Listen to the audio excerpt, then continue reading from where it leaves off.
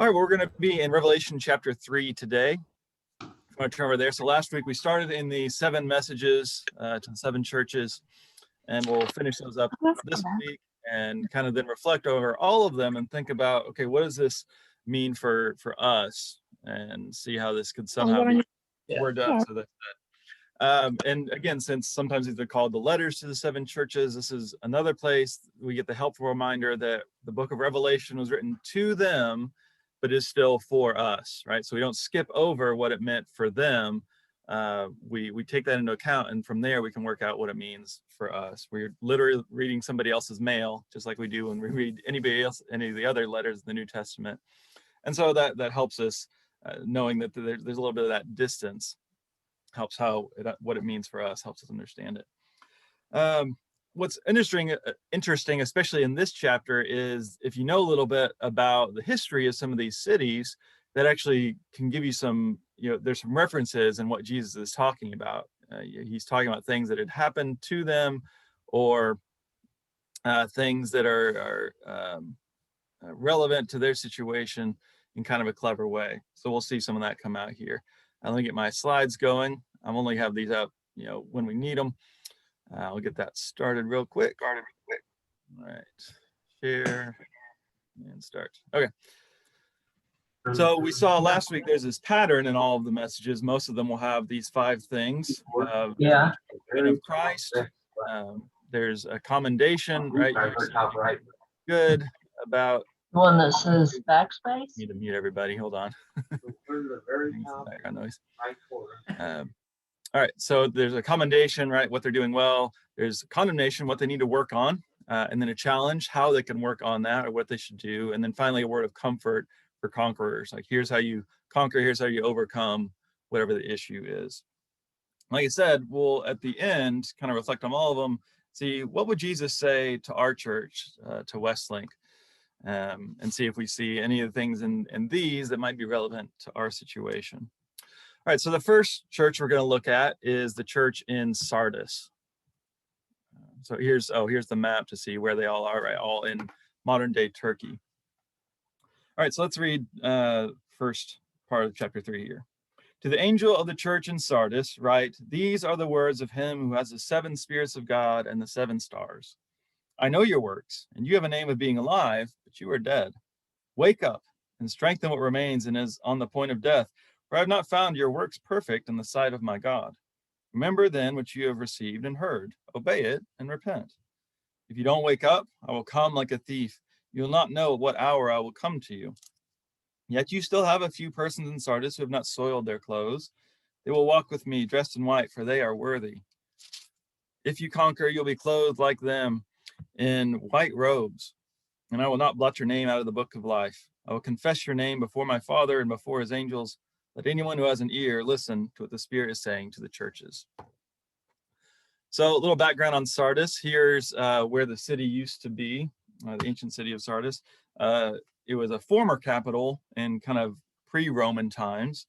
And as you can see here, it was built at the top of a very high hill, which you would think would make it really easy to defend against attacks. But there were actually 2 times in their history where they had been taken by surprise by invaders or by invading armies. And so it's kind of this humiliating memory of they weren't prepared for someone coming and attacking them or surprising them.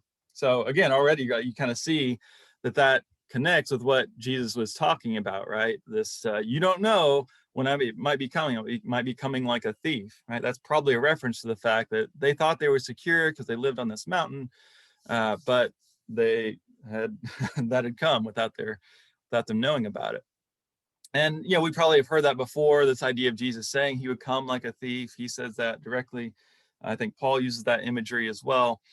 And along with that, you have this idea of being told to wake up, right? Or keep watch.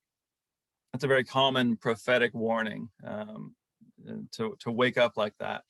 I think it's just kind of this idea that sometimes we are just sort of asleep to what's really going on. We're just kind of drifting through life, and we're not awake to what's really going on in the world around us.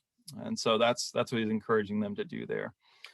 He reveals, right? There's, again, revelation is revelatory. He's revealing things to them. He says, where is it exactly? You think that you're alive, but you're actually dead. Yeah, and end of verse 1. And so, we have these things that we think are signs of life, but maybe they're the opposite.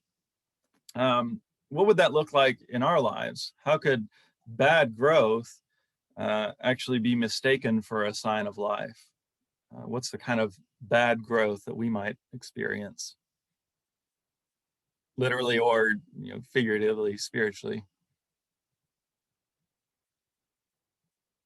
Can we think we're growing when we're actually getting weaker? And usually I know when I'm when I'm getting weaker, but I don't always know if I would think that I'm actually growing in that. But I think in this case, maybe the word there is unfinished. It's almost like maybe they've done some things and then they're stopping to pat themselves in the back and instead of keeping going. And maybe the exhortation here is, hey, you can't rest on your laurels. You need to constantly be trying to do good and live the life. You can't just, hey, I made it and that's it. Yeah. The spiritual life, we're never done, right? We in this life, for the most part, we don't really get to a point where we say, all right, well, I'm like Jesus now in everything I say and do and think, so I'm good. Well, yeah, sometimes with knowledge comes conceit. So if you think you're doing a good job, or if you think you've hit what you need to know, then you stop desiring to learn and grow. Yeah. So just not giving up. And that's where he says you're not, at least in my translation, I haven't found your works perfect. That word for perfect can also mean like complete, in the sense, kind of like I think what Stephen is getting at of, you've done some good things, and it's not, and I think, the thing we got to watch out for when it says perfect is we think, okay, Jesus expects me to be perfect in everything I say and do. And that just feels like such a high bar that I want to give up. It's more of like, it is the idea of completeness, and every step matters along the way. But we're always trying to continue to take those steps and see, where am I really growing, right? Not just am I growing more rich or more successful, but am I growing in a way that really matters to God? And so he's saying, you need to look at what you're doing, right? He's talking about your works. What are you doing and obeying what I've told you need to do? And so that gets to an idea that we'll come back to a few times. It kind of comes up through the whole book of Revelation sometimes seems to have almost a works-based sense of salvation. So how do we balance this idea of, right, justification by faith, this very famous idea that Paul introduces, and a judgment that still takes into account what we do, right? That, we're not saved. God's not impressed because we do enough good things, and so he lets us into heaven. And yet we don't want to say, well, as long as I believe the right things, it doesn't matter what I do with my life.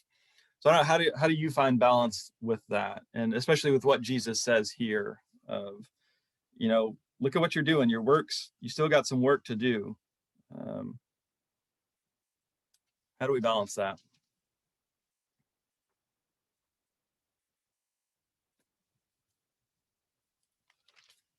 Well, I think kind of like James talks about earlier, show me your faith without deeds and I will show you my faith by my deeds. It's one of those that if you don't truly believe, it's going to reflect in your actions. And if you do truly believe, it will reflect in your actions. Yeah, they're connected, right? We often make the mistake, and hopefully I'm not doing that, of saying it's either faith or it's works. It's obviously it's an organic connection. And if you think it's one or the other, you kind of are led into some mistaken ways of thinking.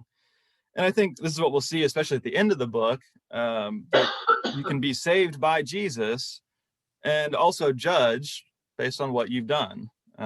Even if you're in the New Jerusalem, to use Revelation's picture at the end, God's still going to address your actions through your life. And in fact, you see this, I think, pretty clearly in chapter 20, in that final judgment scene. It talks about there's the book of life, and then there's also a set of books that seem to record what people have done, right? And so those are separate.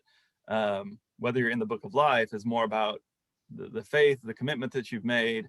But even if your name is in there, well, it seems like God's going to want to talk about, how did you actually live your life though? What did you do that, made a positive impact? That's not what saves you, but it still matters. And so I think we want to balance those. And Revelation, I think, is trying to walk that line too throughout it. Chris, So that what we do matters in this life on this earth. It's not just, going through the motions so we can get into heaven. What we do here matters, but it's not that you have to get enough points doing the right things to get into the good place. All right, any other thoughts on that? Or we'll move on to Philadelphia. Chris, can you hear me now? Yeah, I can hear you, Dale. Okay, well, I had to unmute it. I was talking there a while ago. Nobody. Oh, sorry. What I started to say was, in that situation, we do lots and lots of good things. We are a church of good works, but we don't put Christ first. I think that's what he's saying. You were given him first, the first thing you were given. Yeah. And you're not relying on him, but you're relying on all the good things that you do and how people see you as a great church doing wonderful things. But yeah, that makes me think of what Jesus says in the Sermon on the Mount of like, if you're doing all these fancy things, impressive good works so that people will notice you, well, that's all you're getting out of it, right? God's not going to be impressed if you're not actually doing it for God. And so, yeah, it's a lot of times it's about our attitude, it's about our hearts, not what are you actually doing. It's why are you doing it, and what do you think that's accomplishing for you? What you're putting first. What you put first. Yeah, priorities. Yeah, thanks. All right, let's move on to the next church. To the angel of the church in Philadelphia, write, these are the words of the Holy One, the true one, who has the key of David, who opens and no one will shut, who shuts and no one opens. I know your works. Look, I have set before you an open door, which no one is able to shut. I know that you have but little power, and yet you have kept my word and have not denied my name. I will make those of the synagogue of Satan who say they are Jews and are not, but are lying. I'll make them come and bow down before your feet, and they will learn that I have loved you. Because you have kept my word of patient endurance, I will keep you from the hour of trial that is coming on the whole world to test the inhabitants of the earth. I'm coming soon. Hold fast to what you have so that no one may seize your crown. If you conquer, I will make you a pillar in the temple of my God. You will never go out of it. I will write on you the name of my God and the name of the city of my God, the new Jerusalem that comes down from my God out of heaven, and my new name. Let anyone who has an ear listen to what the Spirit is saying to the churches. So background on Philadelphia, obviously not ours. It means city of brotherly love in Greek. So we just stole that name for ours. It had a major earthquake there at the beginning of the 1st century. So, in the lifetime of some of these people still, which is probably important to what Jesus says about, I'm going to make you this established temple later, right? He talks about this image of the open door, Jesus' open door policy, you could say. I think what I hear there is he's emphasizing no one else decides who's in or out, right? Jesus is the one who judges there, which again is probably pointing towards the end of the book, where in the New Jerusalem you have the walls and you have the gates, but it says in 21:25 the gates are never shut. And so this idea of continuing to welcome people, and that's what Jesus is doing, since he has the power to do that. He has the key, and he wants to let people in. This is one church where there's no condemnation. It seems like they're doing things well, and they're actually going through a lot of difficult things already. And so it's more of just trying to encourage them to not give up, to endure, right? That patient endurance is a common theme through so many of these. It seems like they don't have a lot of power, right? Or a lot of influence. And maybe there's a little bit of saying, and that's okay, right? You don't have to have a lot of power and influence in this world to do what you need to do to matter. Don't chase after those things. But he says also that I'm going to keep you from this hour of trial in verse 10. And it makes me wonder, what is Jesus promising there exactly? Is he promising you'll never experience the trouble that everyone else is going to go through? Or he's saying that when you go through that, I'm going to keep you safe? What do you hear? What's the difference? What should we expect?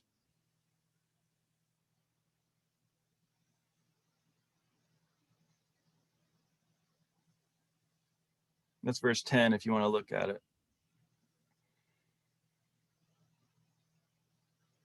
Does God keep us from ever experiencing any trials if we're good enough Christians? No, in fact, sometimes our trials are a mark that we're doing okay and he wants to strengthen us. It's just hard to look at them that way when you're in the middle of something really awful. Yeah. But sometimes our trials and temptations are an indication that we're doing okay and he just wants us to be better. I never like that, but I think that's what happens sometimes. Yeah, nobody likes taking a test, but they're important to help you see where you're at. They can help us grow. And again, I think this is one of these areas that could be a bigger discussion of saying, you know, who's putting us to that test, whether it's God or other powers. Here, it seems like it's not, the test isn't coming from God, but God can use that, right? No matter what we go through, God can use it. God can turn it towards good. But I think it's a hard thing, right? We can say that, and yet when we go through those trials, through those tests, it's still, we kind of prove, I still wasn't expecting that. I expected things should go better for someone like me, right? And so, yeah, how can I grow from this? I think, yeah, like you're saying, Karen, that's always the question to ask. And that's hard. I'm not saying when you're in a really, really difficult situation, the first thing you think is, okay, how do I need to grow? You know, you can wait to get to that moment. But to see that God can work, well, is that well-known, sometimes cliched verse says, God can work all things for good, and God does, but in God's own time. And we may not know what that good eventually is going to look like, but we can trust in that. And so, like I said, there's this promise at the end that they're going to become God's temple, where God is present, right? They experienced physical loss, right? Maybe some of them lost homes, property in this earthquake not too long ago. And so this is a comforting image. And again, it's this final image of the New Jerusalem, of God coming to us and dwelling with us and making all things right here, the new heavens and new earth, where everything kind of comes together. So that's where that image is pointing. All right, let's get to Laodicea, maybe the image that we know best. And I think this is one especially where if you know the background of it, you can understand what Jesus is trying to say to them. To the angel of the church in Laodicea, write the words of the Amen, the faithful and true witness, the origin of God's creation. I know your works. You are neither hot nor cold. I wish that you were either hot or cold. So, because you're lukewarm and neither hot nor cold, I'm about to spit you out of my mouth. For you say, I am rich, I have prospered, and I need nothing. You do not realize that you're wretched, pitiable, poor, blind, and naked. Therefore, I counsel you to buy from me gold refined by fire, so that you may be rich, and white robes to clothe you and to keep the shame of your nakedness from being seen, and salve to anoint your eyes so that you may see. I reprove and discipline those I love. Be earnest, therefore, and repent. Listen, I'm standing at the door knocking. If you hear my voice and open the door, I will come in to you and eat with you, and you with me. To the one who conquers, I will give a place with me on my throne, just as I myself conquered and sat down with my Father on his throne. But anyone who has an ear, listen to what the Spirit is saying to the churches. All right, so let me go back to our slides here. Okay. Share. Point show. All right, so that was Sardis. So here's Laodicea. These are the ruins of it today. You can see that main road there. It was the wealthiest city of the seven that are addressed in Revelation. It was on a major trade route, so a lot of wealth in this city. What you see Jesus alluding to, right? You think you're wealthy, but you're actually poor.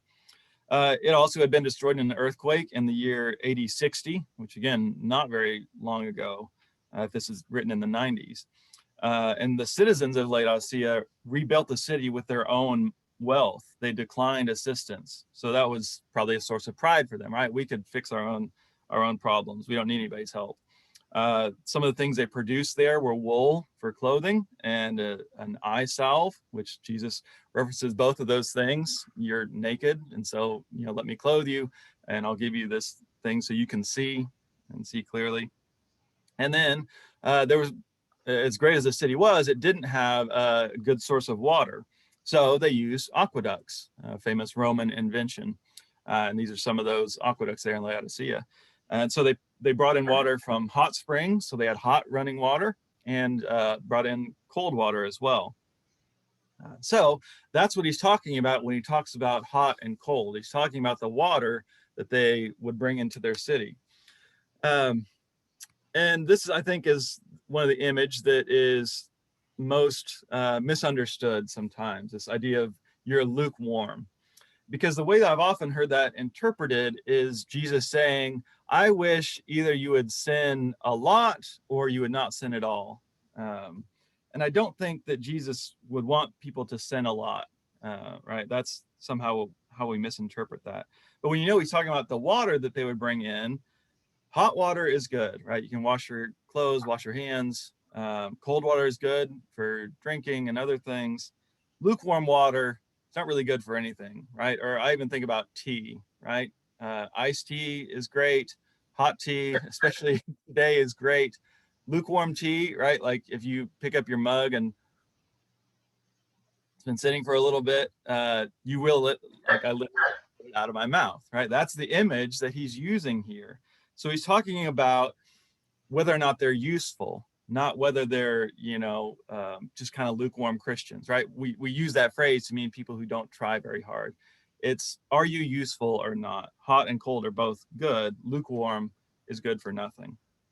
And so here, I think, based on what he says, based on what we know about the background of Laodicea as a very wealthy city, the part of this lukewarmness is the fact that they're too self-reliant, reliant on their own wealth to take care of themselves. Why would it be a challenge for a church or for Christians to be too wealthy? Right? I mean, we don't often think in terms of too wealthy in our culture, but what is the spiritual danger of being wealthy? But it would be so much fun to have all that money, and you could do what you wanted and get what you wanted, and make people like you with your money instead of I can do what I want. People will like me because I can do things for them.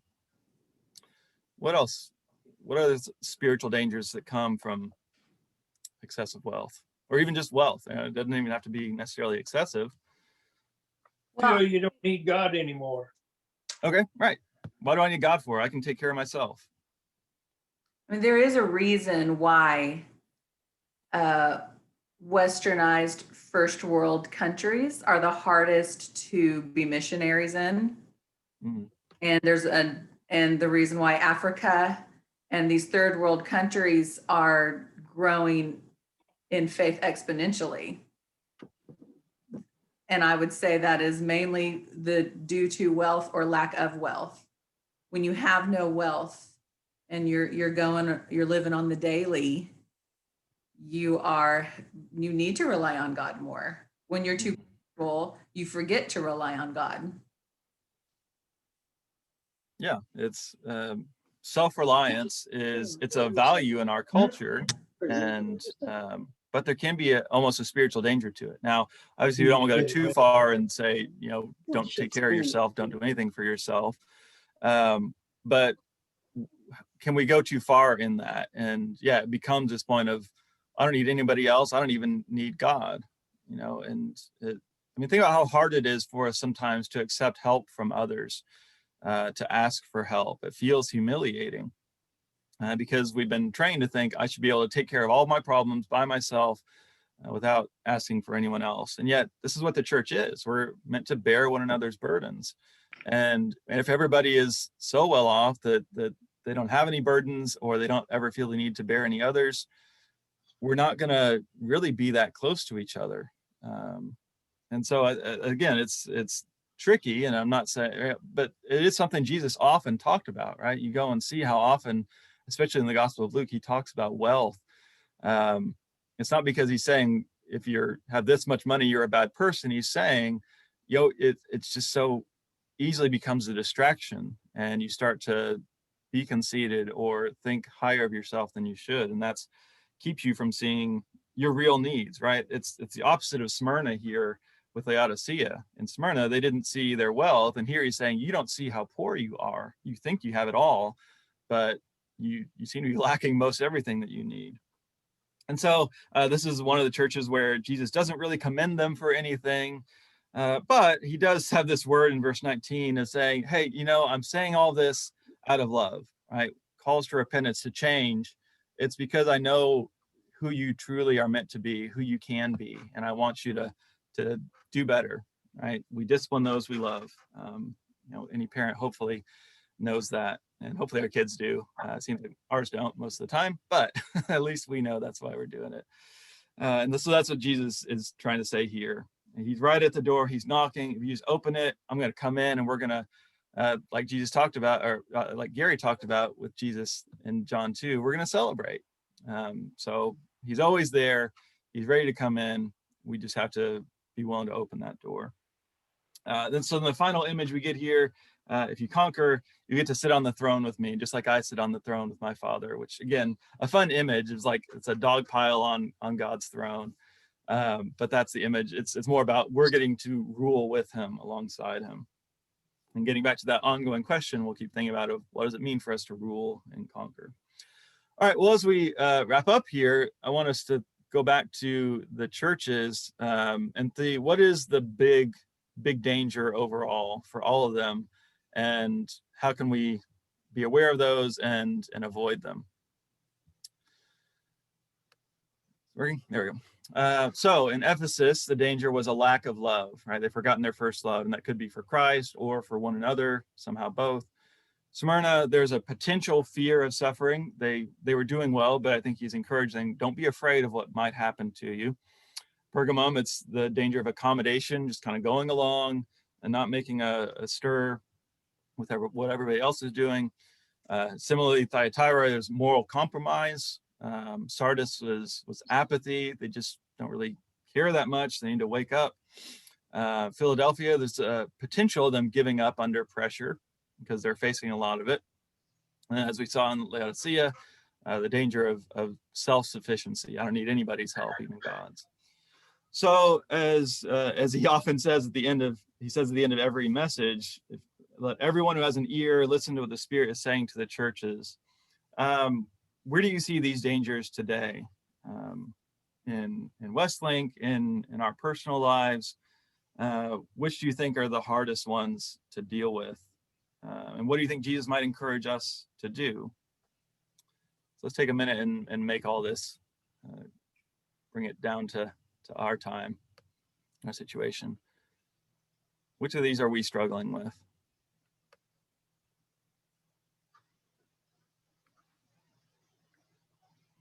Or you can say yourself if you don't want to lump other people into it. Which are hard for you.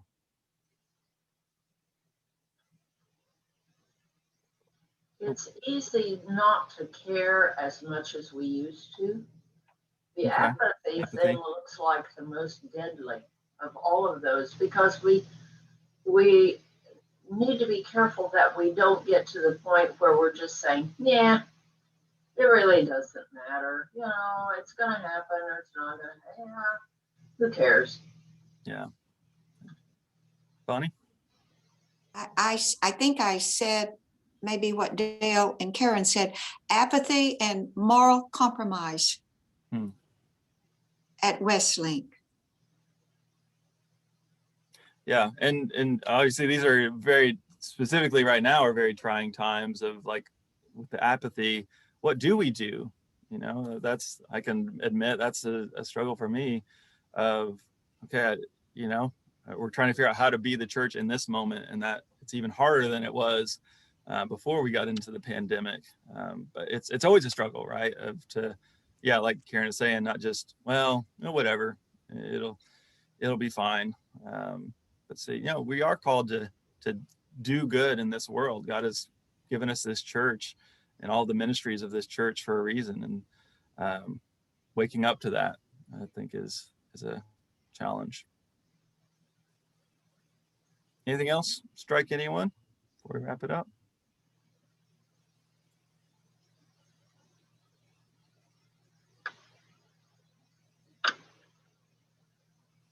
I mean, again, I think all of them, any church can have to work through. Jane, were you gonna say something? Well, I don't know if I want to say this or not, but I'm going to. I think just given the last year of political unrest, racial unrest, pandemic unrest, all of those things coupled with Facebook and Instagram and social media, I think that maybe our lack of love could be something that's been sneaking up on us, because when we are unable to meet in spirit and in truth as a body of Christ face to face, when we are unable to hug and love and care for in person the body of Christ, I think there's a danger in forgetting who people really are, and instead defining by what they see posted on Facebook or other forms of social media. If we're really quiet, then. Seeing a person as their posts and hold on, baby. I have a piece I'm looking for.